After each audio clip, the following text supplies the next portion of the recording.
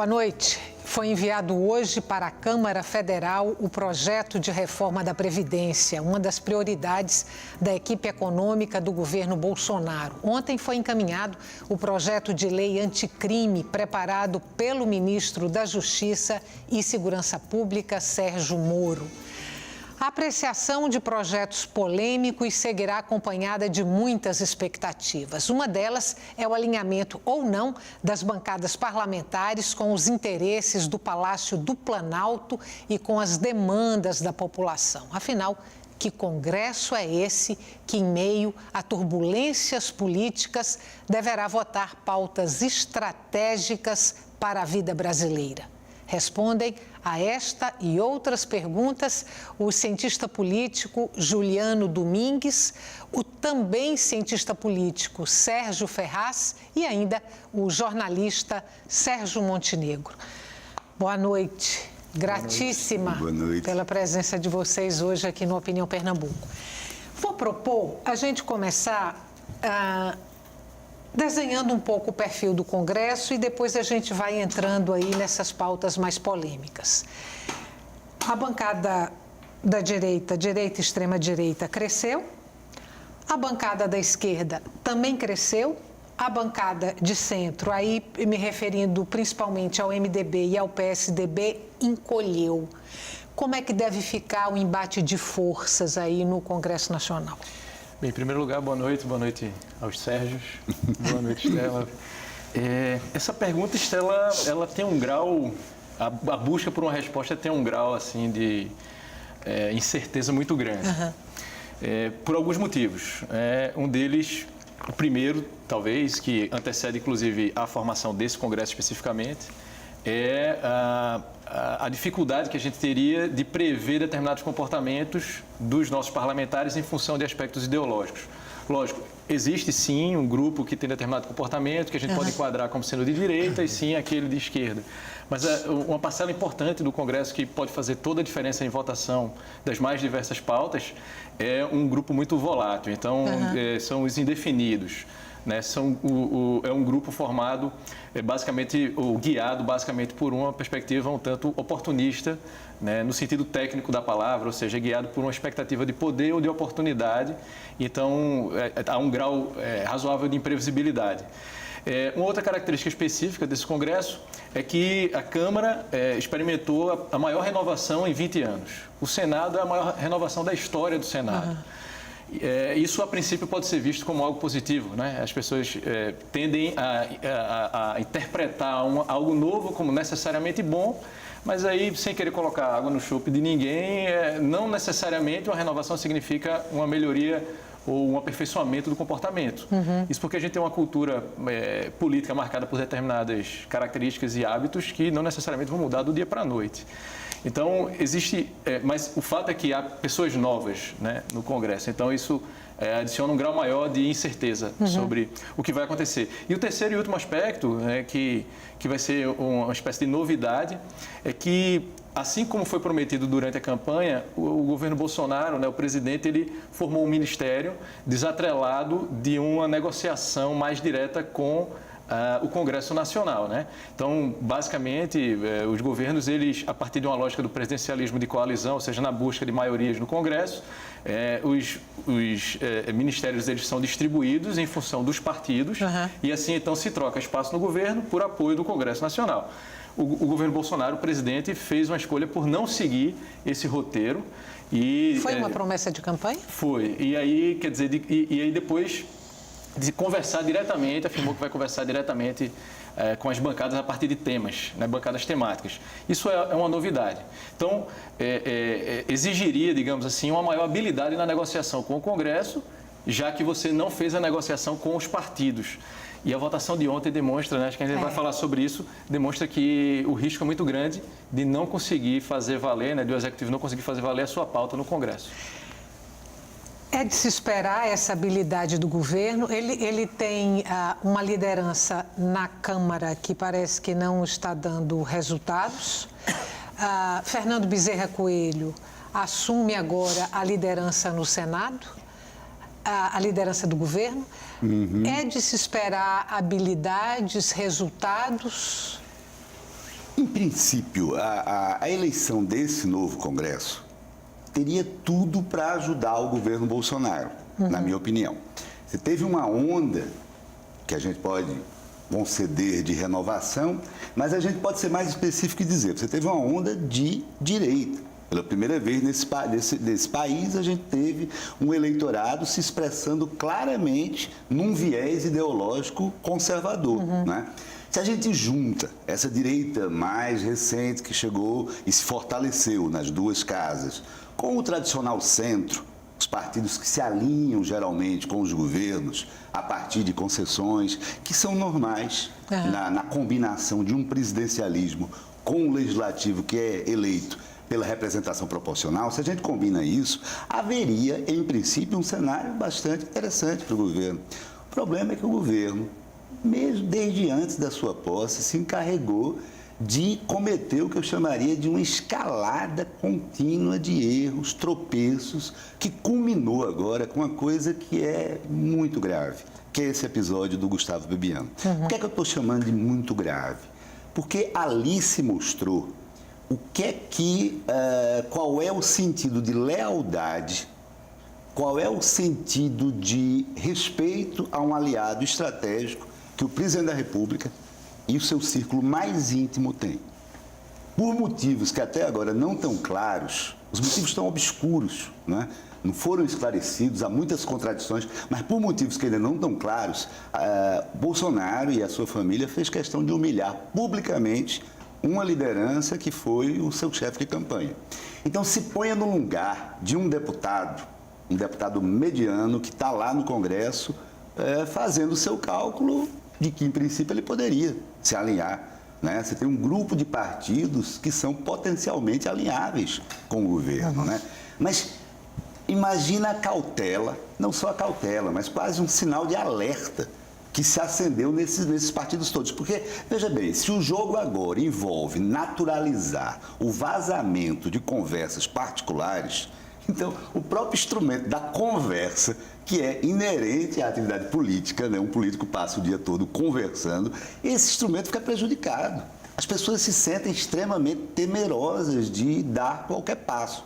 Então, uma conclusão óbvia que a gente vai chegar é o seguinte: o custo do apoio ao governo Bolsonaro é hoje já muito, mas muito mais alto do que era há 15, 20 ou 30 dias atrás. E quanto às lideranças de governo, que você perguntou especificamente, me parece que são duas escolhas infelizes. E não é nada pessoal. Quanto ao líder da Câmara, já está provado que ele é um consultor, ele é um técnico, um sujeito que fez concurso, é consultor legislativo do Congresso, mas é um deputado de primeiro mandato. Geralmente, quem exerce liderança de governo é alguém que circula não apenas na base do governo, mas tem uma capacidade de diálogo com a oposição, com a sociedade, né? Com um âmbito vasto para poder ser um agente de interlocução, de levar para o Planalto o que é necessário e trazer do Congresso o que é necessário. Quanto a Fernando... Deixa eu te interromper exatamente aí. Eu queria repercutir com outro Sérgio a indicação de Fernando Bezerra Coelho para ser líder do governo Bolsonaro no Senado. Bom, o que a gente pode dizer? Fernando Bezerra Coelho é um conhecido nosso, de Pernambuco, é um político de vários mandatos, de uma longevidade muito grande aqui, é um conhecido da nação, inclusive porque liderou também no governo Dilma, foi ministro também no governo do PT, com quem ele rompeu, né? Agora, o Fernando, ele tem algumas questões que depõem contra, outras a favor dele. Acho que depõem a favor são que ele é exatamente esse perfil que Sérgio acabou de descrever. Ele é um parlamentar de trânsito, é um parlamentar experiente, bem experiente, né? Daquela turma que a gente pode dizer do alto clero, está sempre por dentro, sabe onde estão os ministérios, onde estão as lideranças do governo, onde deve apertar e onde deve afrouxar. Depois contra ele o fato, primeiro, dele ser muito instável politicamente. Ele muda muito de partido, muda muito de grupo. Ele está no MDB, não está? Voltou para o MDB. Ele já foi do PMDB, saiu, foi para o PSB, voltou para o MDB. E tem ainda como agravante, e isso aí é um agravante, e como disse Sérgio, não é nada pessoal, é uma coisa judicial, ele tem 5 inquéritos rodando na justiça contra ele. Ele tem imunidade parlamentar, óbvio. Não é uma coisa de se dizer, vai ser questionado, vai ser preso. Mas é o fato do líder do governo de um presidente que se disse disposto a acabar com a corrupção, está sendo indicado um líder do governo que tem o que ser puxado de rabo de palha, entendeu? É uma coisa que contradiz o que o Bolsonaro, que, aliás, como tudo que ele tem feito até agora, praticamente tem contradito, como a gente falou aqui agora, juntando os dois pontos que Juliano e Sérgio falaram, aí você tem a dificuldade de lidar sem saber do tapete quando vai ser puxado, né? Por conta dessa dificuldade, e a coisa do Congresso da Renovação que a gente falou, é uma renovação? Mas é uma renovação basicamente hereditária. As pessoas estão herdando lugares. Por exemplo, tem o filho de fulano, o sobrinho de ciclano, o neto de fulano. Os sobrenomes são praticamente os mesmos. Mudou a geração, mas não mudou a conformidade, não mudou o perfil do Congresso. Pelo contrário, mudou sim, mudou mais para o lado conservador. Então, tem certas pautas que vão ser jogadas no Congresso que precisam de uma defesa que talvez Fernando não possa fazer. Defesa assim, tipo, mais conservadoras do que o próprio perfil do líder do governo, que Fernando não é digamos assim, uma pessoa de direita, né? Ele teve aliado a Miguel Reis aqui, ele teve aliado com Jarbas aqui, até que eles brigaram e hoje nem se falam, mas teve aliado aqui. Você não vê Fernando, ele começou na arena, é verdade, mas ele não é uma pessoa de perfil assim que o presidente chegue lá e diga assim, ó, vai votar a favor dos evangélicos, vai ser difícil para ele, ele vai ter que ter um jogo de cintura aí mais forte. Vamos somar aí, Juliano, a indicação de Fernando Bezerra Coelho, que, como você falou, tem rabo de palha, né, aí nessa questão de corrupção passiva, lavagem de dinheiro, etc. O próprio envolvimento de um dos filhos do presidente com denúncias de enriquecimento ilícito e aquela coisa de ficar com parte do salário dos próprios funcionários. Agora, esse esquema de candidaturas laranja dentro do partido do presidente, isso desmonta de uma vez por todas o discurso moralizador que ele defendeu na campanha de anticorrupção, de que seria um governo honesto e diferente, ou ainda tem parte do eleitorado dele convencido pelo discurso da campanha? Acho que a gente pode dizer que contribui para fragilizar, né, uma narrativa que foi construída durante o período ainda pré-eleitoral, intensificada no período eleitoral e que convenceu bastante gente. E aí, ao mesmo tempo, cria-se uma expectativa muito grande em boa parte do eleitorado que aderiu a essa narrativa a partir de uma perspectiva um tanto idealizada da negociação política em um ambiente em que a política foi estigmatizada como algo criminoso, né? Acho que a gente pode interpretar sem maior dificuldade como uma consequência não intencional da Operação Lava Jato, uma das principais consequências não intencionais, porque não dá para a gente partir do pressuposto que esse era o principal objetivo da Força Tarefa. Eu digo, qual o objetivo? Né? De estigmatizar a política como uma atividade criminosa. Mas o fato é que isso aconteceu. Então, o candidato, à época, candidato Jair Bolsonaro, constrói uma narrativa se contrapondo justamente a esse ambiente, digamos assim, de terra arrasada, de podridão na política, como sendo uma solução. E aí convence boa parte do eleitorado, né?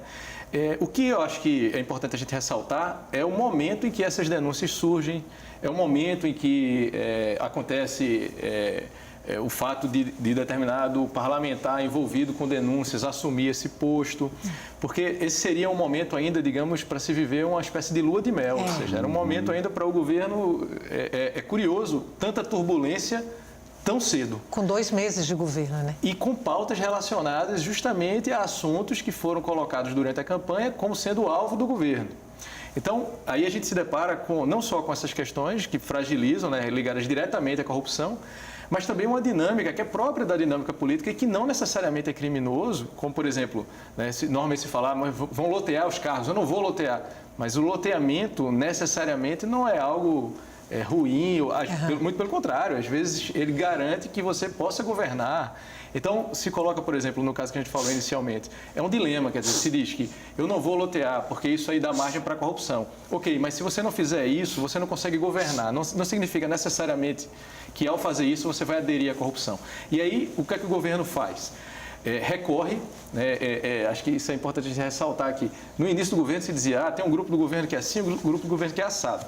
Hoje, quer dizer, as evidências demonstram que o governo tem se apegado ao núcleo militar, né? Ou seja, sai Bebiano, assume um outro general. Então, há um processo de distanciamento do jogo político, que não necessariamente é criminoso. Esse é o problema, quer dizer, é como se... É impossível você pensar um presidente da República que precisa negociar com o Congresso, negar o jogo político, ou seja, não participar do jogo e se apegar a uma equipe basicamente formada por militares que não são afeitos a esse jogo político, mas é um recurso, digamos assim, um salva-vidas para poder se proteger da corrupção ou da contaminação. Eu não sei se eu tenho tempo, deixa eu só ver aqui, ou se eu vou ter que chamar agora o intervalo. Eu tenho 1 minuto, você pediu a palavra. Dá para falar em 1 minuto? E concordar com o Juliano que os generais eles podem fornecer o lastro de uma burocracia estável para o presidente, que assume 100 quadros, né? Mas eles não podem fornecer os atores da articulação política, porque eles não são talhados para isso. Eu acho que o governo está sendo presa de uma narrativa que ele próprio plantou na campanha. Porque a criminalização da política, né, a recusa de práticas que em si nada tem de criminosas, né, isso dificulta agora a vida do próprio governo, né? A gente pode desenvolver depois um pouco mais isso, mas é muito importante a gente conversar aqui sobre isso, porque o voto do presidente é legítimo, mas o voto no parlamentar também é. Os partidos também foram eleitos. E os partidos têm interesse em mostrar serviço para o seu eleitorado. E como é que eles mostram isso? Participando dos ministérios. Né? Participando da execução de políticas públicas, tomando assento também na máquina. É um governo de coalizão nesse sentido, que é um governo lastreado por um conjunto de partidos e cujo programa atende a essa média de posições partidárias. Em si, isso não tem nada de criminoso, é a prática de qualquer parlamentarismo, por exemplo, que tenha representação proporcional, ou qualquer presidencialismo que também seja baseado na representação proporcional. O Brasil está vivendo um problema aqui, eu acho que realmente foi uma consequência não intencional da Lava Jato, mas foi um discurso também usado oportunisticamente na campanha pelo presidente Jair Bolsonaro. Vamos fazer um intervalo curtinho. Não saia daí, o tema de hoje do Opinião Pernambuco é o novo Congresso Brasileiro, que vai votar aí pautas polêmicas, como, por exemplo, o projeto de reforma da Previdência, que chegou hoje lá no Congresso. A gente volta já.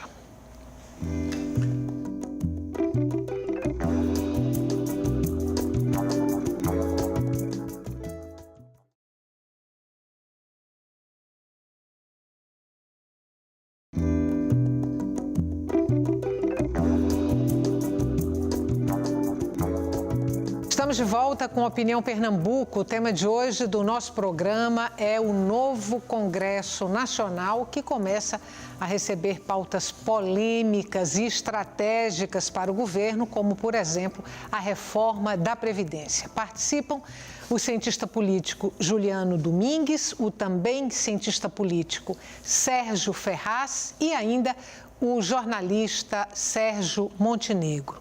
Sérgio, a exoneração do ministro Bebiano foi muito traumática, né? Assim, o país ainda está saculejado com tudo que aconteceu. Eu diria um desastre, pior do que o traumático aí.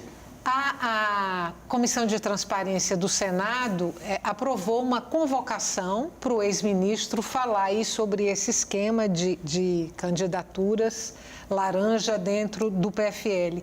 Eu te pergunto, o ex-ministro ainda é um cadáver insepulto? Eu não digo nem que o ex-ministro é um cadáver ainda. O ex-ministro ainda está vivo e bulindo.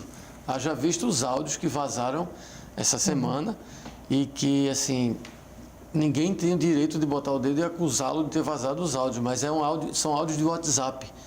São áudios que a gente chama P2P, é ponto a ponto. Então, ou vaza de um lado ou de outro. Não foi do lado do presidente.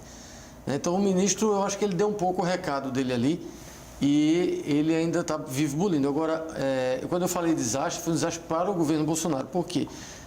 Os militares já deram sinais de que realmente não conversam com o Congresso. Não é a deles. E o Onyx Lorenzoni, que é o ministro da Casa Civil, ele tem uma dificuldade com o Congresso porque ele já não era uma pessoa assim muito benquista no Congresso por inteiro. Então, quem fazia essa ponte era o Bebiano. E a prova disso é que, no momento que o Bebiano foi, a gente fala pode falar aquela palavra que a gente conhece, cristianizado, que algumas pessoas ainda sabem o que é. No momento que ele foi sacrificado ali, o Congresso deu uma resposta imediata, né, aprovando a extinção do decreto dos arquivos. Então, o que a gente tem a dizer do Bebiano? Que foi assinado por Mourão, né? Assinado por Mourão. Inclusive, o Mourão brincou com isso, né? Eles perderam o Playboy. Se fosse o presidente assinando, não fosse. Se fosse o presidente assinando, dava no mesmo e ia ser derrotado. Primeiro, porque é impopular. E segundo, porque se via como um recado. E foi uma derrota feia. Foi uma derrota feia. Agora, o que precisa ser visto do caso Bebiano? O Bebiano fazia interlocução com o Congresso. O Congresso gostava dele e ele era interlocutor do Rodrigo Maia, lá junto ao presidente. Tirando o Bebiano, quem vai fazer essa ponte? Ficou um pouco difícil. E aí ele colocou outro militar no lugar, que faria essa ponte. Vamos ver se esse militar acerta fazer essa ponte com o Congresso. Um presidente dependendo tanto do Congresso como ele está agora, na reforma da Previdência, por exemplo, fica muito difícil a gente prever o que vai acontecer. Mas se o Bebiano abrir a boca, a gente ainda pode, como disse Sérgio há pouco aqui no intervalo, a gente pode ainda descer alguns degraus, escalar para baixo alguns degraus. Escada abaixo mais Escada um abaixo. pouco. Porque tem a questão da interlocução do Congresso, que foi o que os dois falaram aqui agora, é uma das coisas mais importantes que tem para o governo, para cumprir promessa de campanha. E tanto é que está na fala do Rodrigo Maia, né? Na repercussão sobre a saída do Bebiano, o Rodrigo Maia fala justamente isso, é uma perda para o Congresso. É uma perda para o Congresso, porque está na fala do presidente. Quebraram a ponte, Exatamente. quebraram a ponte. Vamos ter que construir outra, agora como é que faz? Essa saída de Bebiano, principalmente da maneira como aconteceu, isso pode contaminar a votação no Congresso de pautas como a reforma da Previdência e o projeto anticrime de Sérgio Moro? Veja só, Estela, a reforma da Previdência, por si só, seria um projeto extremamente desafiante. Qualquer país do mundo que vota a reforma da Previdência enfrenta pressões as mais variadas, porque é algo que mexe com a vida de todo mundo. A última que teve aí na Argentina teve uma onda violenta de protestos na frente. Exatamente. Aprovaram, mas foi um negócio muito impactante. Muito difícil, né? Você vê que mesmo Temer, que tinha uma articulação, a gente pode falar muita coisa do governo Temer, mas não se pode negar a eficiência da articulação política, né? E ainda assim, mesmo a gente abstraindo o problema da JBS, há quem diga que mesmo que não tivesse acontecido o escândalo, não havia voto para se levar ao plenário. O próprio Rodrigo fez as contas para ele. O próprio Rodrigo fez as contas e disse que não tinha, não passava. Esse problema da articulação política, eu volto a insistir, é muito sério. E as ideias extravagantes já começam a surgir.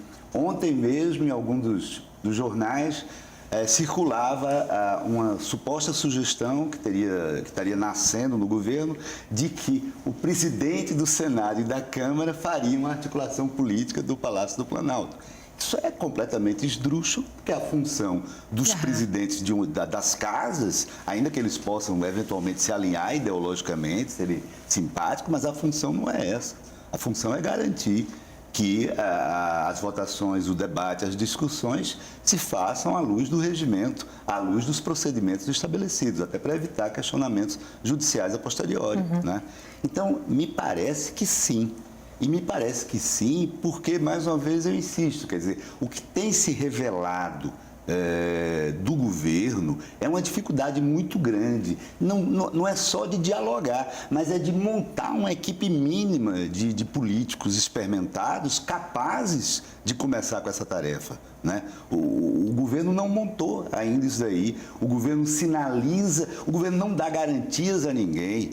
Por exemplo, a invenção da frente temática, né? Diante daquela armadilha de criminalizar a política, se inventou, se criou no início a ideia de que se ia negociar com frentes temáticas. O problema é que a frente temática, por definição, ela se une num determinado aspecto.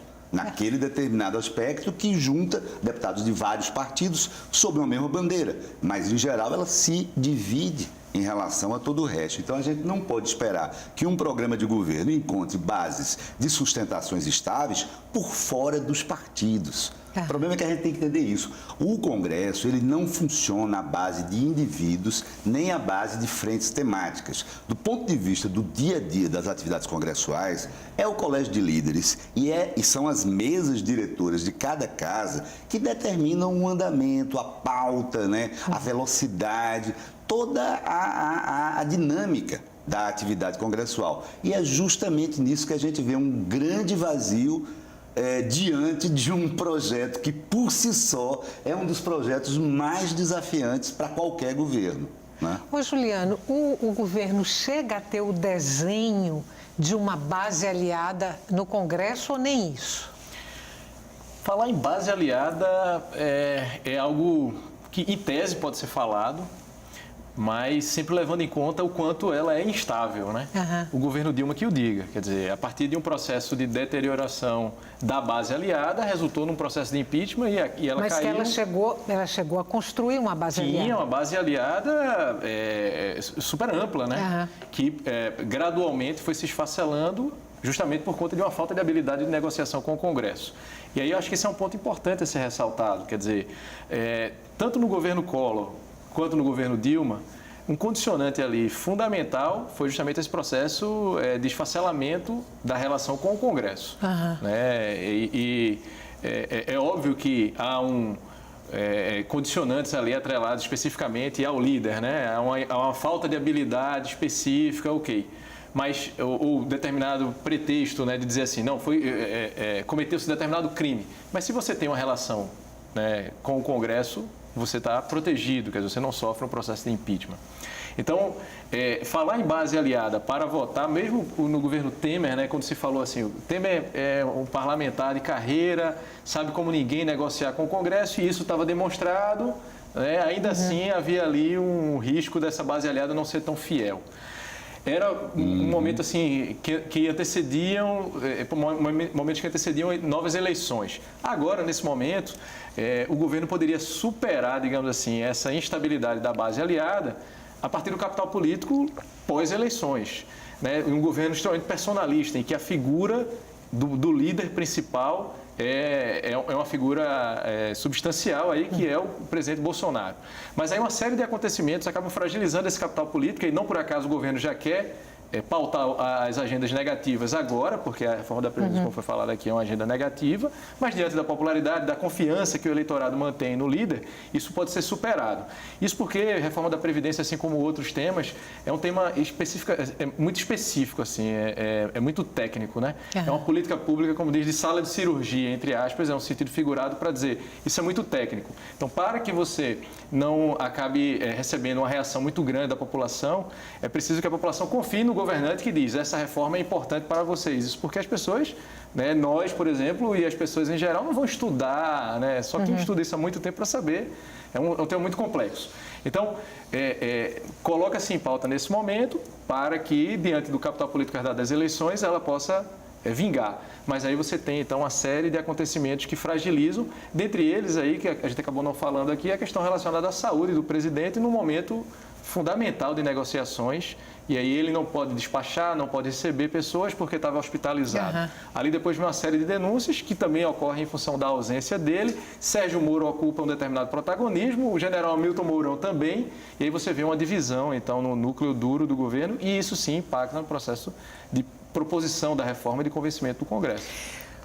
Vejam só, a reforma da Previdência chegou hoje lá no Congresso com pompas e circunstâncias. Ontem foi o projeto anticrime de Sérgio Moro, que chegou fatiado, né?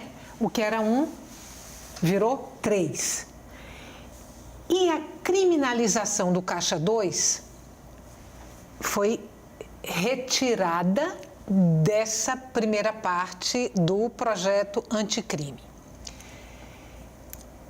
Eu poderia entender, eu tá com os meus botões, que tem aí uma moeda de troca com o Congresso, eu tiro a criminalização do Caixa 2 e vocês me dão a reforma da Previdência? Foi basicamente isso que aconteceu, Estela. Agora, eu considero um erro tático fazer isso agora, porque se ele manda o projeto inteiro ele teria mais pano para as mangas para negociar. E aí eu tenho certeza, qualquer conhecedor do perfil mínimo do Congresso teria certeza que a primeira coisa que o Congresso iria colocar em negociação seria essa questão do Caixa 2, porque é uma prática que a gente sabe que não é uma prática incomum, pelo contrário, é uma prática, não dá para generalizar, mas quase generalizando. Então, o Caixa 2 seria a perfeita moeda de troca se ela estivesse inserida agora, fatiado. O que acontece? Eles podem sofrer emendas e eles podem ter a votação retardada. Então, vota-se as duas primeiras partes, e a negociação pode vir daí. Vota-se as duas primeiras partes, que são as partes realmente que interessam ao governo, e a terceira parte vai dormir numa gaveta. Que é a criminalização do Caixa 2. Porque aí que é um clamor da sociedade civil. E o próprio presidente falou também na campanha dele que isso seria um fato a ser abordado. O que acontece? O próprio ministro Moro, em 2017, deu uma declaração de que o Caixa 2 era crime, um crime que não podia mais ser permitido. E agora, em 2019, ele fatia o projeto, separa o Caixa 2 e usa como moeda de negociação e diz que Caixa 2 tem que ser reavaliado. Quer dizer, é mais um dos recursos do governo, agora não do presidente, mas do ministro forte do governo. Então, eu acho que eles erraram a mão aí, eles podiam ter feito como fizeram, por exemplo, na reforma da Previdência, entraram agora com a idade mínima de 65 homens e 62 mulheres. A gente sabe que isso não passa. A bancada feminina na Câmara jamais vai topar esses 62 anos para mulheres, aumentar 2. Então, é uma moeda de troca, a reforma. Ele, com certeza, ele vai puxar esse nível para baixo. Para 57, 62, vai ficar por aí. Então, a mesma coisa, por que ele não fez porque ele fatiou esse projeto e não fez nesse projeto anticrime? Errou a mão. Agora, que a gente sabe que esse negócio do Caixa 2 lá não deve passar, não deve. Não deve. O que mais que está ali no projeto de reforma da Previdência que vocês imaginam, consideram que foi colocado ali exatamente para que pudesse haver uma negociação? Que ali sim poderia ser feito um enxugamento? Eu concordo com a avaliação de Sérgio. Eu acho que a reforma da Previdência, ela veio, digamos assim, em modo brutal, no modo mais feroz, no modo mais bruto. Várias coisas. Eu fiz uma conta rápida antes de sair de casa, imaginando alguém do regime geral que começou a trabalhar com 18 anos, com 20 anos, e que, pelas regras atuais, estaria às vésperas de conseguir a aposentadoria por tempo de contribuição. Numa conta rápida, levando em conta um dos 3 regimes de transição, o da soma, né? Levando em conta o acréscimo de pontuação, mas sem querer entrar agora nos detalhes técnicos, até porque eu não tive tempo de estudar ainda bem o projeto, mas a verdade é que, nesse caso, esse segurado, esse cidadão, para se tornar um segurado, ele teria que trabalhar. Na minha continha rápida que eu fiz, cheguei a telefonar para um amigo meu, advogado de direito previdenciário, que ele confirmou, ele teria que trabalhar 7 ou 8 anos a mais, de uma tacada só. Convenhamos que não é mole, né? No caso do regime dos servidores públicos, nem há transição. Por exemplo, no caso daqueles servidores anteriores a 2003, seria exigido deles trabalhar até os 65 anos. Então, você tem casos de servidores que estão nas vésperas de completar também as condições, estão com 57, 58 anos, terão que trabalhar também mais quase uma década, né? Então, a gente, levando em conta a realidade concreta da população brasileira, é um projeto duro. E eu quero lembrar também a coisa do benefício de prestação continuada, né? Que ele aumenta a idade, no caso do idoso, para 70 anos e cria valores bem menores, aquela estrutura fásica que eles chamam, a partir dos 55 anos, né?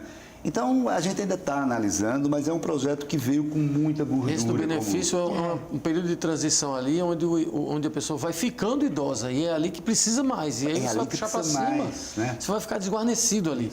Como a questão do campo, que juntou homens e mulheres com 60 anos de aposentadoria, aquilo ali vai regredir, não pode. Vai regredir. Você imagina uma agricultora com 60 anos de sol a sol. Foi o que me chamou mais atenção, foi isso, porque as mulheres do campo começam a trabalhar muito cedo, numa jornada de sol a sol.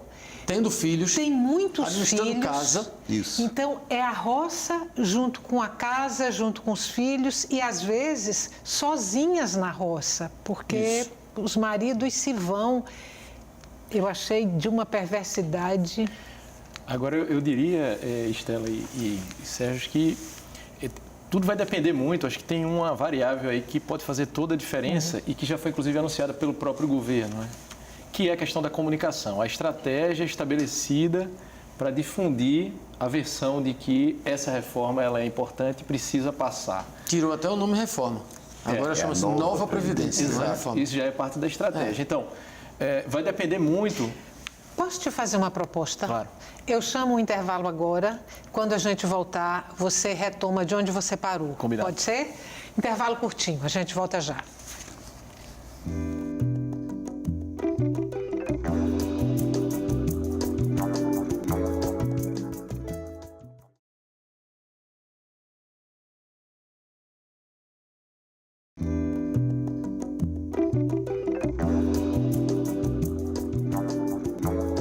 Estamos de volta para o terceiro e último bloco do Opinião Pernambuco. Os convidados de hoje do nosso programa discutem a formação do novo Congresso Nacional e as pautas polêmicas que começam a ser apreciadas nos próximos dias, como a reforma da Previdência e o projeto de lei anticrime. Participam o cientista político Juliano Domingues, o também cientista político Sérgio Ferraz e ainda o jornalista Sérgio Montenegro. Eu tomei sua palavra no final do bloco anterior. Então, a gente estava falando sobre as estratégias de comunicação, né?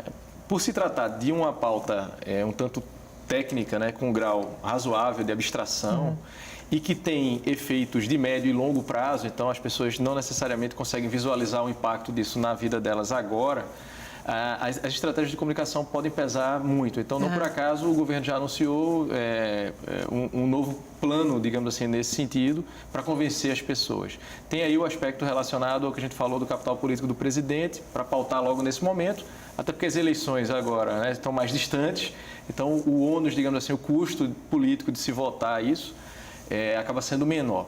E então a variável comunicação pode fazer toda a diferença dos grupos de pressão que se opõem à proposta do governo.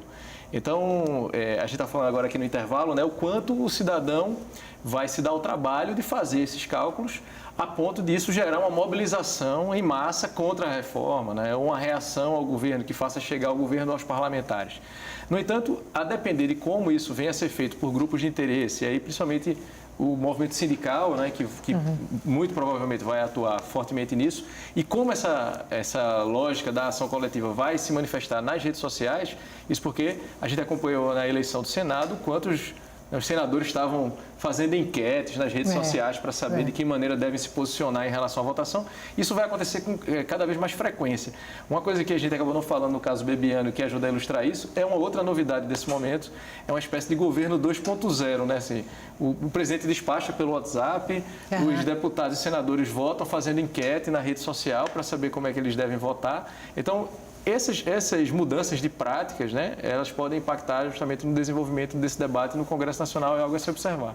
Duas coisas aí para vocês dois. Uma, o discurso do governo em relação à reforma da Previdência é de que é uma reforma que vem para corrigir distorções, para tirar privilégios, né? As gorduras dos privilegiados serão lipoaspiradas, mas que o grosso do trabalhador não vai ser penalizado. Esse é um ponto, se esse discurso vai colar. O outro ponto é o poder de fogo dos governadores aí no Congresso em favor da aprovação da reforma da Previdência. Deixa eu pegar dois aspectos que eu acho interessantes, né? Eu acho que a tramitação é longa, necessariamente, de uma reforma da Previdência. Ou seja, os agentes se mobilizam, dá tempo de se mobilizar, né? Os fios, por outro lado, estão desencapados do governo.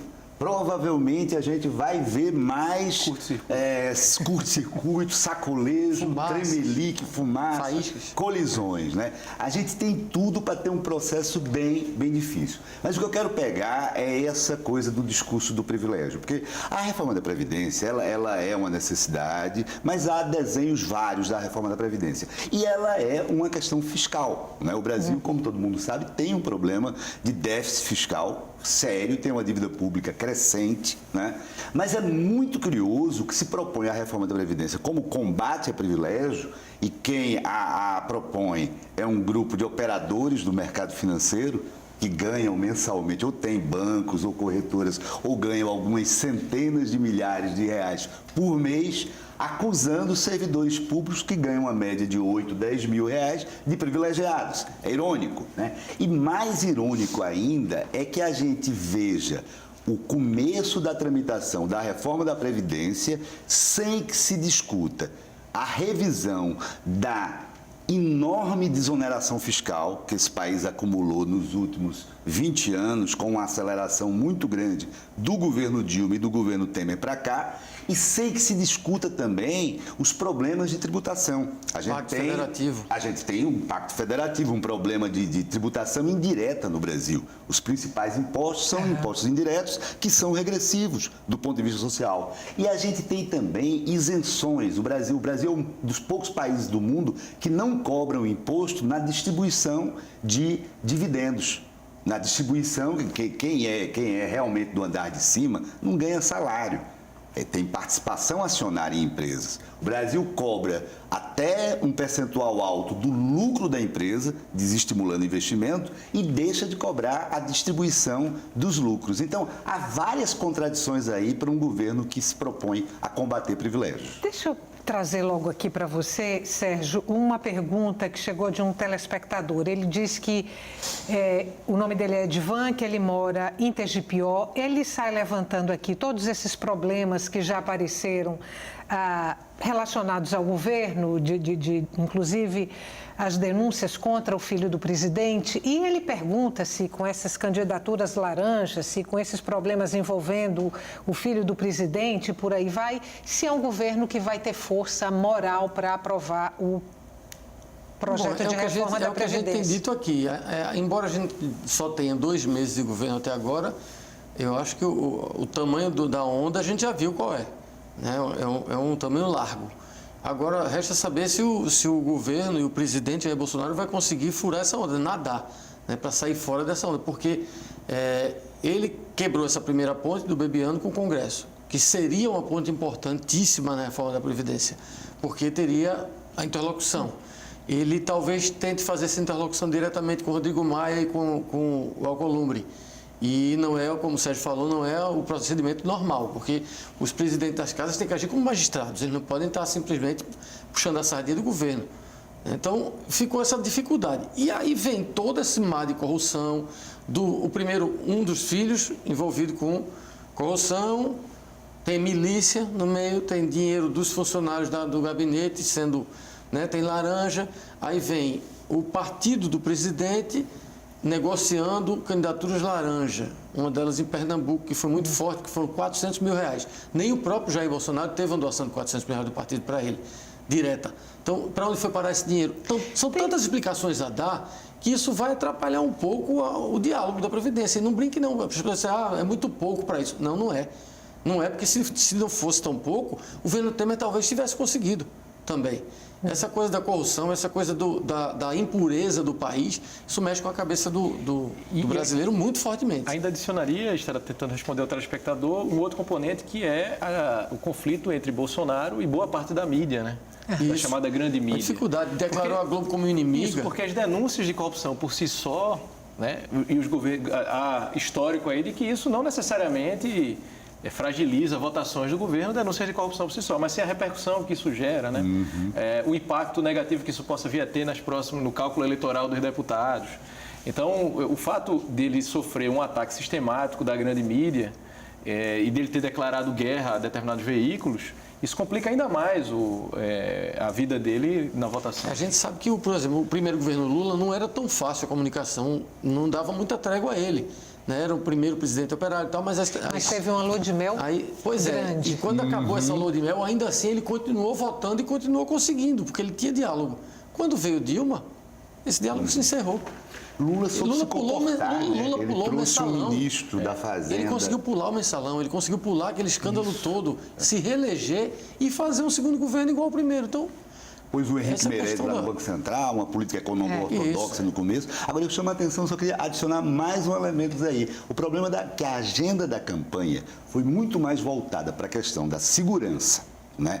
e da corrupção do que propriamente para uma agenda neoliberal de reformas, né? Lembra que o Paulo Guedes tentou falar 1, 2, 3 vezes na campanha e o Bolsonaro baixou uma lei de silêncio, né? Os grupos estavam ali dentro sempre, os grupos estavam ali dentro. Como a crise econômica brasileira coincidiu com a Lava Jato, eu creio que na cabeça de muito eleitor bolsonarista está uma relação de causalidade aí interessante, tipo, olha, a corrupção foi tão grande que provocou a derrubada da economia. Então, se a gente combate a corrupção, a gente faz a economia crescer. Isso é falso, isso não tem embasamento na realidade, mas isso está na cabeça de muito eleitor aí. Então, a reforma da Previdência não estava na campanha e talvez não entre nessa equação para muito eleitor de Bolsonaro, o que vai dificultar mais ainda. Vou trazer, a gente está no último bloco e eu não quero terminar o programa sem trazer um outro ponto para vocês. Com a saída de Bebiano do primeiro escalão do governo, já são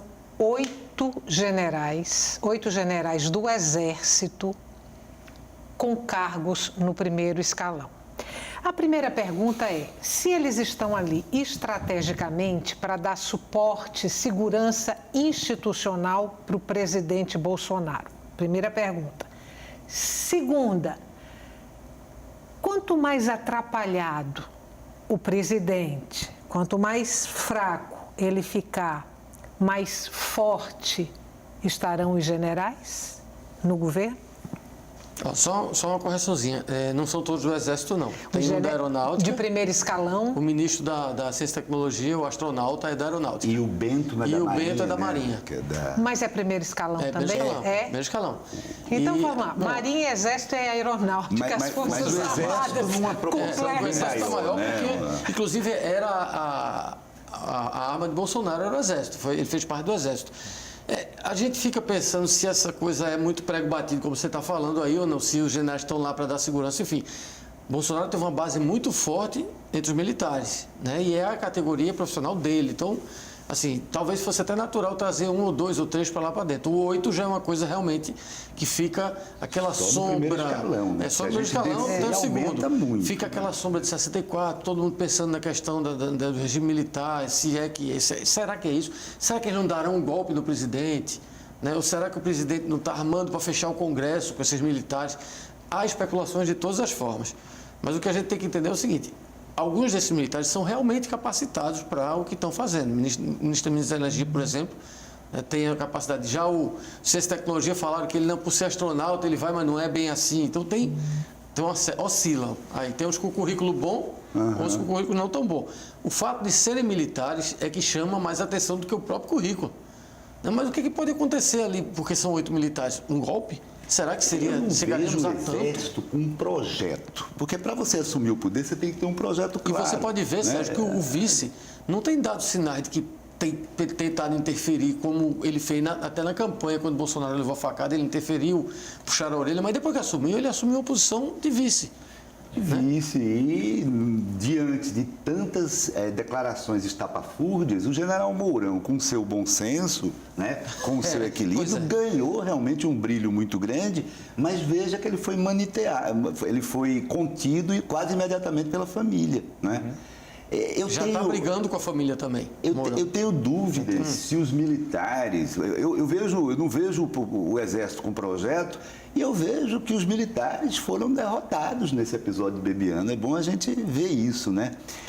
Sabe qual é o meu maior medo? Por que eles foram derrotados no projeto Bebiano? Porque tentaram a permanência dele. Porque eles anteciparam o prejuízo político que o governo teria caso insistisse nessa demissão de Bebiano na forma como foi feita. O Mourão tentou não interceder e terminou intercedendo em favor do Bebiano. Houve um alinhamento muito grande da ala militar e das principais lideranças do Congresso nesse sentido. Talvez a visão política esteja sendo mais ou menos comum. Os militares ficando diferente da do presidente. Os caras estão vendo aí um desequilíbrio. Mas, ao mesmo tempo, foi divulgado que a saída do Bebiano, quer dizer, a recomposição do Ministério deveria estar atrelada a um militar. Né? Caso o Bebiano saísse, ou seja, se Bebiano sair, então é um militar. Mas eles sabiam, e foi o que aconteceu. Eles sabiam que o executivo do Bebiano era o general. Agora, uma coisa sobre esse aspecto, Estela, acho que é importante ressaltar também algo que a ciência política prevê como um sintoma, digamos, de mau funcionamento em termos de qualidade da democracia, que é a presença desproporcional de militares no governo civil. Uhum. Então, existe aí uma associação entre quanto mais consolidado o regime democrático, mais os militares estão nas suas funções, preocupados com a defesa e o inimigo externo. Quer dizer, então quando a gente observa a presença, né, muito forte de militares, a gente entende, quer dizer, a partir dessa perspectiva que Sérgio ressaltou, ou seja, já que existe essa relação, é como se fosse assim, uma âncora do presidente, então ele recorre aos militares diante de uma desconfiança em relação à classe política da qual ele mesmo faz parte. Talvez né? até uma ameaça, né? Coloca ali para ameaçar um pouco, para resguardar. O que pode gerar um problema de resolutividade e de negociação do governo de maneira geral, porque a lógica do militar, quer dizer, é de uma hierarquia rígida, é diferente da lógica da política. A lógica da política é da negociação, da tentativa de convencimento. E é curioso também, Thales, que quando entre os militares que estão aí surge um que desponta com alguma capacidade de liderança, eu me refiro ao general Mourão, a própria família é a primeira a contê-lo. Então há uma contradição aí, né? Essa questão da família é uma questão particular que precisa ser analisada depois com muito mais calma. Isso. O Bolsonaro ele é muito rigoroso para dentro e muito controlado, ou controlável, né, para fora, para a família ali.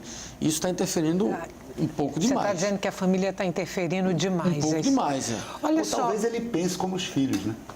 A gente resolveu distinguir filhos do presidente, mas... O tempo da gente está acabando. Eu queria separar os últimos minutinhos para que um de vocês, por favor, pudesse responder a pergunta de Eduardo Mota.